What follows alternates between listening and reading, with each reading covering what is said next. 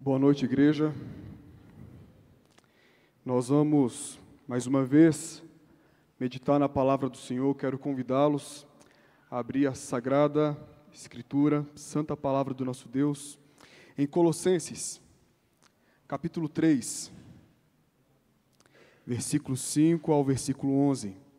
Nós estamos numa série expositiva de Colossenses e hoje vamos meditar então nos versos 5 a 11 do seu terceiro capítulo.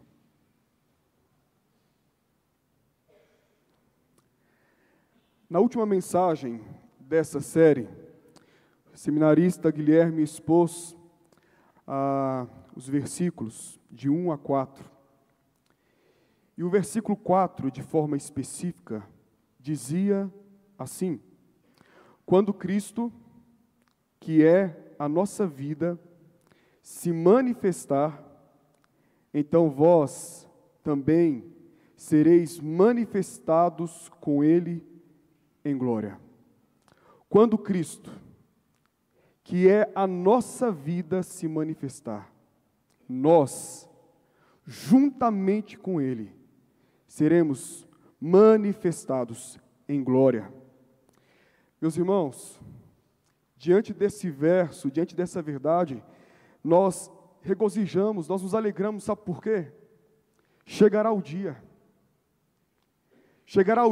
em que aquele que é a vida, aquele que é a fonte da vida, aquele que é o autor da vida, aquele que é a nossa vida, chegará o dia em que os céus se abrirão, e Ele virá em glória. Chegará o dia onde Ele se manifestará, e juntamente com Ele nós também nos manifestaremos em glória. Chegará o dia, e nesse glorioso dia, todos nós, todos os olhos, verão não apenas aquela real e interior conexão, junção, comunhão, melhor dizendo, união. Todos verão a comunhão que nós temos com o próprio Cristo, a unidade que todos nós, por meio do sacrifício vicário do Senhor, temos com Cristo, e será real, será exterior, clara a todos. Todos verão com definição e nitidez a união de Cristo e o seu povo. Todos verão. Entretanto, hoje, sabe o que nós podemos afirmar? Nós podemos afirmar, como João disse, somos filhos de Deus, e ainda não se manifestou o que haveremos de ser. Somos filhos de Deus, e ainda não se manifestou o que haveremos de ser. Sabemos que, quando Ele se manifestar, seremos semelhantes a Ele, porque haveremos de vê-lo como Ele é. Ora, se ainda não se manifestou o que haveremos de ser, se os céus ainda não se abriram, se é verdadeiro, se é real, a nossa união com Cristo, de forma prática, o que nós devemos fazer, como devemos agir? E é sobre essa temática que o texto de Colossenses, capítulo 3, do versículo 5 em diante, tratará. Eu convido a igreja à leitura desses versos, mesmo sentados, com toda a reverência. Assim diz a palavra do nosso Deus. Fazei, pois, morrer a vossa natureza terrena, prostituição, impureza, paixão, lasciva, desejo maligno e a avareza, que é a idolatria. Por essas coisas é que vem a ira de Deus sobre os filhos da desobediência. Ora, nessas mesmas coisas andastes vós também, noutro tempo, quando vivíeis nelas. Agora, porém, despojai-vos igualmente de tudo isto: ira, indignação, maldade, maledicência, linguagem obscena do vosso falar. Não mintais uns aos outros, uma vez que vos despistes do velho homem com os seus feitos, e vos revestistes do novo homem que se refaz para o pleno conhecimento, segundo a imagem daquele que o criou, no qual não pode haver grego, nem judeu, circuncisão, nem incircuncisão, bárbaro, cita, escravo, livre. Porém, Cristo é tudo em todos. Amém. Todos nós temos necessidades básicas. Todos nós temos carências. Todos nós temos aspirações, desejos e anelos. Todos nós temos exigências que podem ser essenciais ou frívolas. Todos nós temos demandas e solicitações.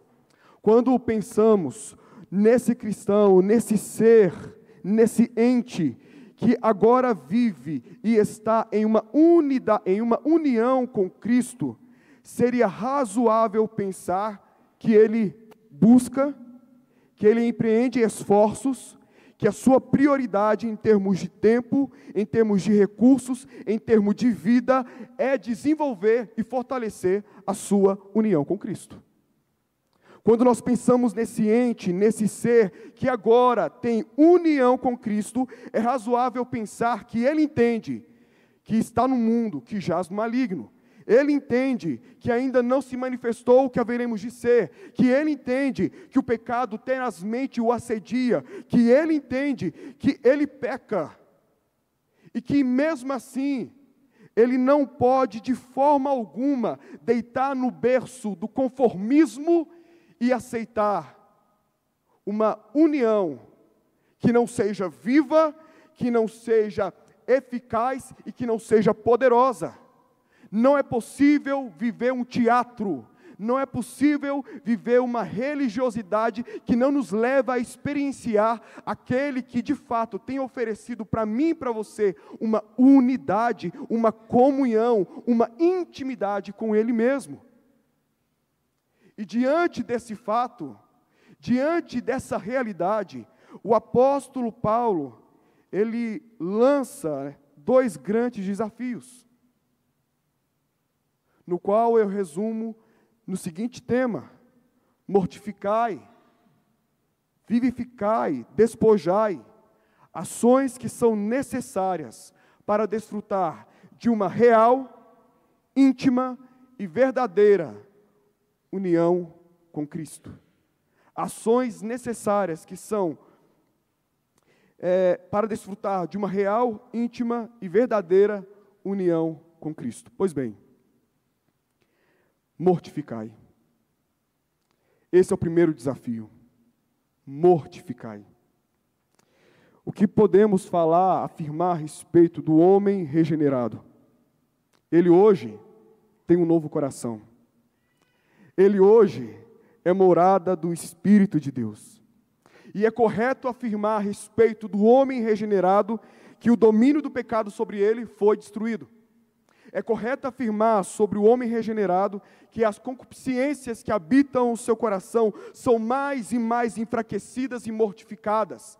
É correto afirmar a respeito desse homem que foi regenerado, conforme e segundo as palavras lá de Gálatas, capítulo 5, 24, e os que são de Cristo Jesus crucificaram a carne com as suas paixões e concupiscências. É correto afirmar que esse homem regenerado crucificou na cruz a sua carne, os seus desejos, suas inclinações. É correto afirmar isso. E esse texto, ele produz uma linguagem muito ilustrativa, muito gráfica. Pense no homem pregado na cruz. A princípio, esse homem se esforçará, lutará, clamará com intensidade, com violência, para sair daquela cruz. Depois de um certo tempo, à medida que ele vai perdendo sangue, seus esforços se tornam fracos, os seus gritos se tornam baixos e roucos.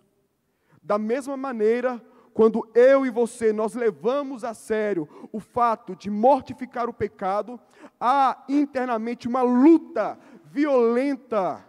Todavia, à medida em que a força e a energia do desejo mau se esvai, os esforços e os gritos diminuem. Nós precisamos crucificar a carne, suas paixões e concupiscências.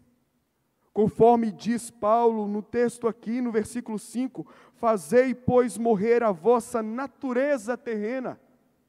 Fazei, pois, morrer a vossa natureza terrena. Vou repetir. Fazei, pois, morrer vossa natureza terrena. Nenhum salvo, nenhum santo que tem os pés sobre essa terra não viverá ou não passará por essa luta. Todos nós precisamos fazer morrer essa natureza terrena. No grego, o termo necro, que significa matar, de onde surgem as palavras no português, necrose, necrotério, necrópsia, necromancia. Esse termo, de forma específica nesse texto, é necrosate, que carrega a ideia de cessar completamente ou adotar medidas extremas para garantir a cessação. Adotar medidas extremas para garantir a mortificação. Nós precisamos, então, adotar algumas medidas de forma prática para viver essa mortificação. Então, como se dá isso? Como é possível hoje, eu, você, nós, vivermos essa mortificação? O Espírito Santo do Senhor golpeou mortalmente o nosso velho homem. E juntamente com o nosso velho homem, o orgulho, a vaidade, a presunção, a sensualidade, a luxúria, a avareza, a mentira, a amargura e cólera, e toda espécie de pecado está sangrando. Está sangrando. E pelo poder do Espírito, essa velha natureza precisa ser então mortificada, não amparada, não energizada, não cuidada, mas abandonada, para que ela perca sua força. A Escritura emprega algumas linguagens, que são no mínimo interessantes e práticas, que nos fazem entender de forma ilustrativa como deve ser, de forma prática, nossa luta e o processo de mortificação. Uma das linguagens que encontramos espalhada pela Escritura Sagrada seria a mortificação por inanição. A mortificação por inanição. Quando nós encontramos ideias tais como: não alimente a carne, corte os suprimentos, os estímulos, as provisões, os subsídios e os recursos. Essa proposta, essa linguagem de mortificação por inanição são encontradas, ou é encontrada, em diversos textos, onde propõe para o povo de Deus o orar, o vigiar, jejuar. Mate a carne, não alimente a carne. Outra linguagem interessante, também encontrada em diversos textos bíblicos, seria a mortificação pelo domínio próprio. Nós somos tratados, em alguns textos, como atletas. Alguns em forma, outros não. Nós somos tratados como atletas. E os textos afirmam que esses atletas precisam dominar, precisam perseverar, precisam controlar. Atletas que fogem, atletas que correm da aparência do mal, atletas que golpeiam continuamente e intencionalmente o próprio corpo, esmurrando com violência a velha natureza para resistir ao pecado. Morte por esse domínio próprio. Outros textos nos ensinam sobre mortificação através da resistência. E a linguagem que é uma linguagem militar. Somos orientados que vivemos, através das Escrituras, nós vivemos em uma guerra.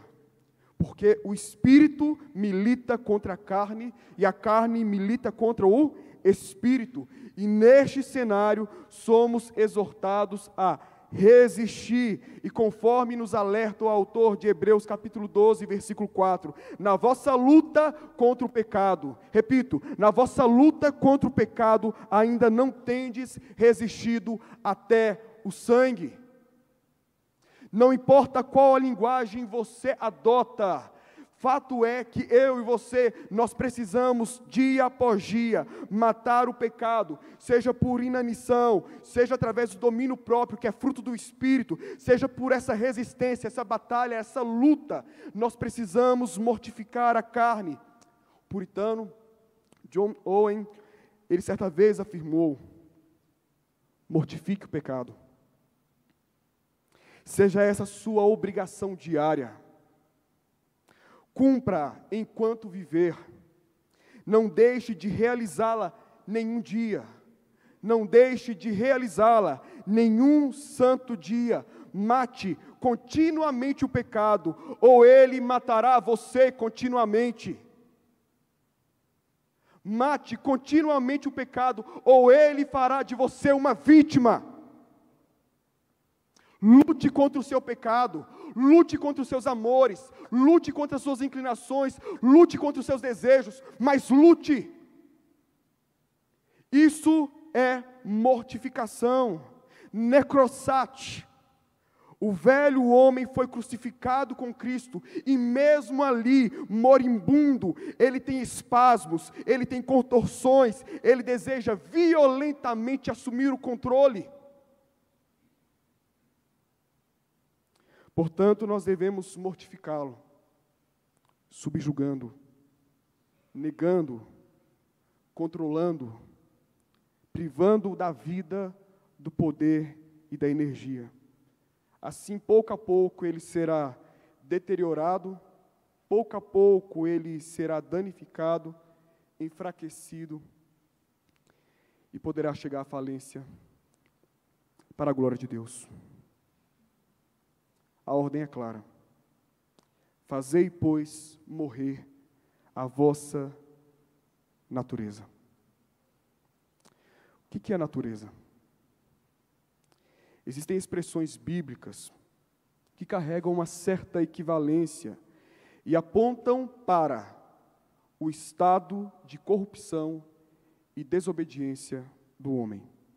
Esses termos ou essas expressões são velho homem, natureza terrena, carne pecaminosa, corpo do pecado, homem natural. Todas essas expressões, encontradas majoritariamente no Novo Testamento, nos fazem entender o estado do homem, e esse enquanto escravo do pecado. A natureza terrena, ela é constituída de inclinações e disposições idólatras. Tudo aquilo que é desobediência à lei de Deus, tais como, e o texto aponta, o texto diz: prostituição, impureza, paixão lasciva, desejos malignos e avareza. Nós precisamos fazer morrer essa natureza humana que se manifesta por meio desses pecados, dessas disposições idólatras. Prostituição. Prostituição é a prática da fornicação. Prostituição é a infidelidade conjugal. Prostituição é aquele ato que pode ser tanto físico quanto uma afeição interna. Prostituição é aquilo que eu faço quando eu vendo a preciosidade que Deus me deu, a vida que Deus me deu, os bens que Deus me deu, a família que Deus me deu, em troca de uma moeda chamada sexo. Fugir da impureza, aquilo que não é puro, em outras palavras, aquilo que é antinatural, que desumaniza e que retira toda a dignidade do homem enquanto imagem de Deus. Paixão lasciva, que é justamente essa afeição desordenada, depravada. Desejo maligno, que são os vícios, luxúrias. Avareza, que trata-se de um desejo imoderado pelas coisas deste mundo. Apego a tudo aquilo que vemos, o desejo de procurá-las e possuí-las, ganância. E que significativamente foi identificado aqui como idolatria. Todos esses desejos clamam diariamente por satisfação.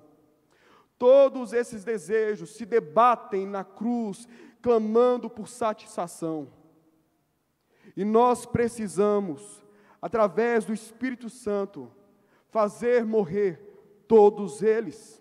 Todos eles. E o texto continua no versículo 6 dizendo: por essas coisas é que vem a ira de Deus sobre os filhos da desobediência. Por estas coisas é que vem a ira de Deus sobre os filhos da desobediência. Esses pecados, eles atraem o desagrado de Deus. Assim como o ímã atrai o ferro, assim como uma torre numa colina isolada atrai o raio, assim é aquele que pratica esses pecados, certamente chama a atenção da ira santa de Deus. E esse texto soa para mim e para você como um alerta, para que nós, aqueles que desfrutam da união com Cristo, não irrompa nesses pecados. Nós precisamos então viver a vida de forma que lutemos intensamente contra esses pecados, porque sobre os filhos da desobediência virá a ira de Deus. Ora, nessas mesmas coisas andastes vós também, noutro tempo, quando vivíeis nelas.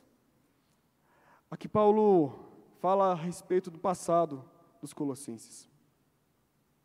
Colossos estava situada numa região da Frígia, um lugar altamente sincrético.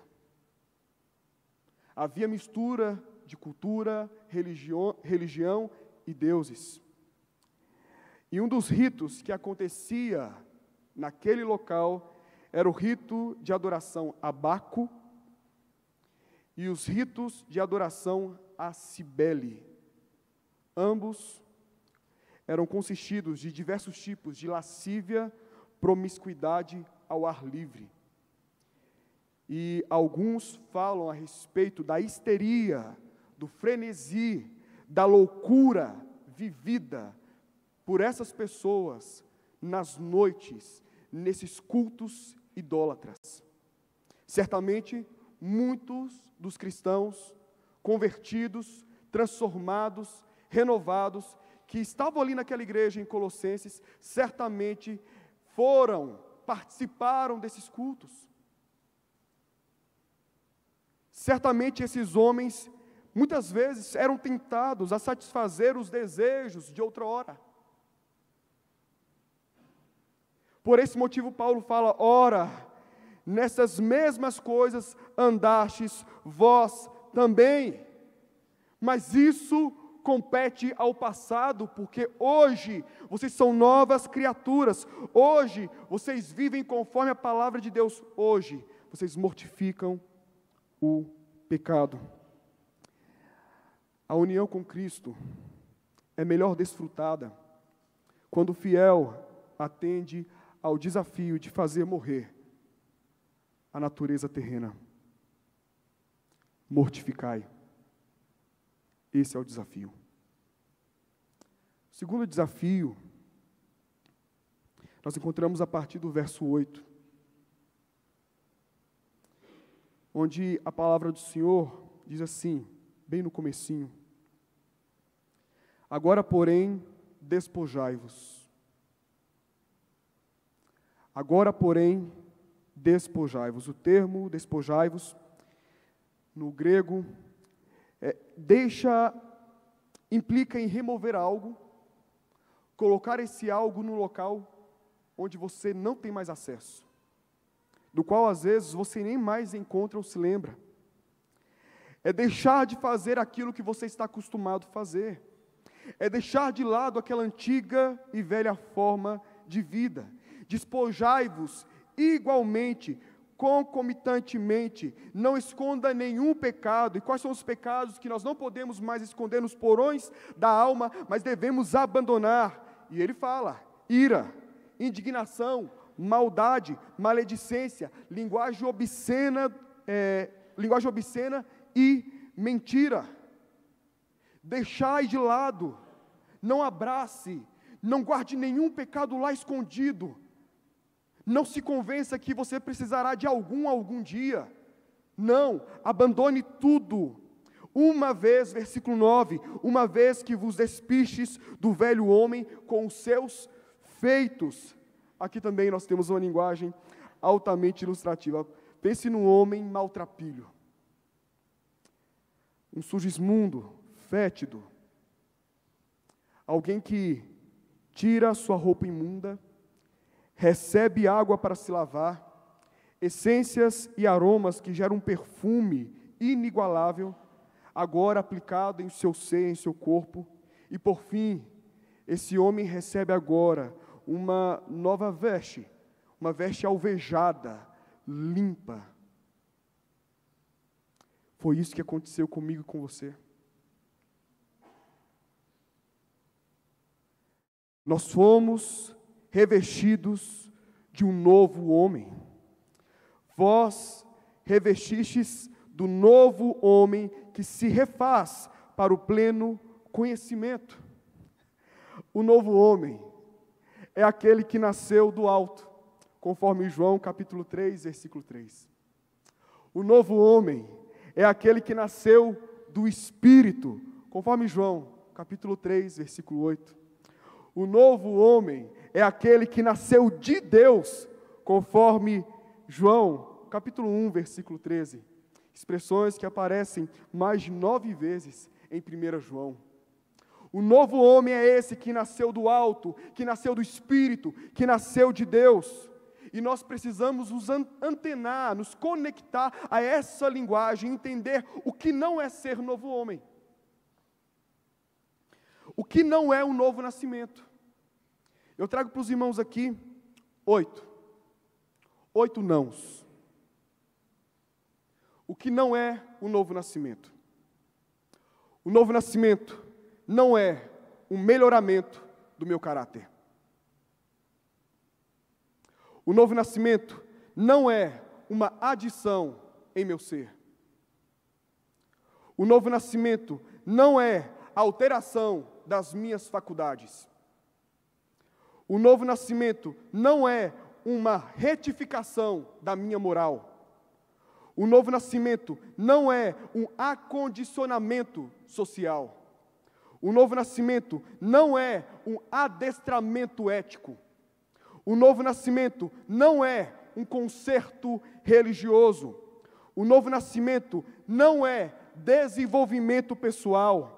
O novo nascimento não é aprimoramento comportamental. O novo nascimento é mudança radical, completa, transformada e operada em nossa alma pelo Espírito Santo. O novo nascimento é isso que nos faz novos homens, conformados não com este século, mas conforme o padrão e o molde de Cristo Jesus. Antes no pecado, agora em santidade, antes em desconhecimento, agora em grande escala de conhecimento daquele que é santo. Vos revestistes do novo homem que se refaz para o pleno conhecimento, segundo a imagem daquele que o criou. O novo homem, ele é construído, ele é lapidado conforme a imagem de Cristo. A criatura assume o caráter de Cristo. Aquele que é santo, amável, verdadeiro, misericordioso, justo. Agora um novo homem assume o caráter de Cristo, a identidade, o seu ser, tudo em nós. A moral, a ética, a expressão social, religiosa, pessoal, comportamental, tudo aponta para Cristo. Tudo aponta para Cristo. E curiosamente, nessa perícope, Paulo termina o texto dizendo, no qual não pode haver grego, nem judeu, circuncisão, nem incircuncisão, bárbaro, cita, escravo, livre, porém Cristo é tudo em todos. O que nós percebemos aqui é que em Jesus não há distinção, não há acepção, em Jesus não há elitismo, em Jesus todos nós somos um. O que Paulo, ou melhor, o que o Senhor quer nos ensinar através desse texto? Que o novo homem, esse que viveu o ato regenerador de Deus, tem uma transformação interna. Vive uma transformação externa e vive uma transformação social. Ele é diferente, se relaciona de uma forma diferente. As pessoas olham para ele e sabem quem é o Deus dele. Essa pessoa ele é um novo homem, não apenas interno, não apenas com algumas manifestações externas, até mesmo de forma social, na sua relação com as pessoas. Ele é novo, essa pessoa é nova. A união com Cristo, ela é melhor desfrutada quando nós entendemos que somos novos em Cristo Jesus. Resta-nos 2 grandes desafios. Mortificai, despojai. Essas ações são necessárias para desfrutar a real, íntima e verdadeira união com Cristo. O apóstolo Paulo, ele está tratando desse tema. Esse tema não caiu de paraquedas nessa perícope. Nós estamos vendo isso domingo a domingo a respeito dessa unidade com Cristo, dessa comunhão com Cristo, dessa intimidade com Cristo. No capítulo 2, versículo 12 e versículo 20 diz que estamos unidos com Ele em sua morte. No capítulo 3, versículo 1 e 4, afirma que nós estamos unidos com Ele em sua ressurreição. Nós estamos unidos com Cristo. Isso nos alcança, isso nos toca. E eu iniciei essa mensagem falando um pouco das nossas necessidades. Nossas necessidades mais básicas não são mais essenciais que a nossa necessidade de uma real, íntima e verdadeira união com Cristo. Nossas carências, a sua carência, não é mais importante que a sua necessidade de uma real, íntima e verdadeira união com Cristo. Nossas aspirações, desejos e anelos não são mais justas e aprazíveis do que o desfrutar de uma real, íntima e verdadeira união com Cristo. Nossas exigências, sejam elas essenciais ou frívolas, não são tão imperativas quanto a real necessidade que temos de uma união com Cristo que seja íntima, verdadeira e real. Nossas solicitações e demandas não são tão urgentes assim quanto a nossa necessidade de uma real, íntima e verdadeira união com Cristo. Se faz necessário morrer, é morrendo que se vive para a vida eterna. Se faz necessário viver Cristo que é a nossa vida. Pois se a união com Cristo é real, é íntima, é verdadeira, nós não podemos nos contentar com uma intimidade ilusória, fantasiosa, impessoal e mentirosa. Se a nossa união com Cristo é real, íntima e verdadeira, não se contente com nada menos do que isso. porque Ele nos deu o privilégio de hoje não ser apenas um crente que senta no banco da igreja, mas de sermos pessoas, crentes, que vivem a realidade dessa unidade todos os dias. Todos os dias. Mortificai, despojai, vivei. Esse é o desafio para todos aqueles que foram regenerados, são chamados a uma verdadeira, real, sincera união com Cristo. Que Deus nos abençoe.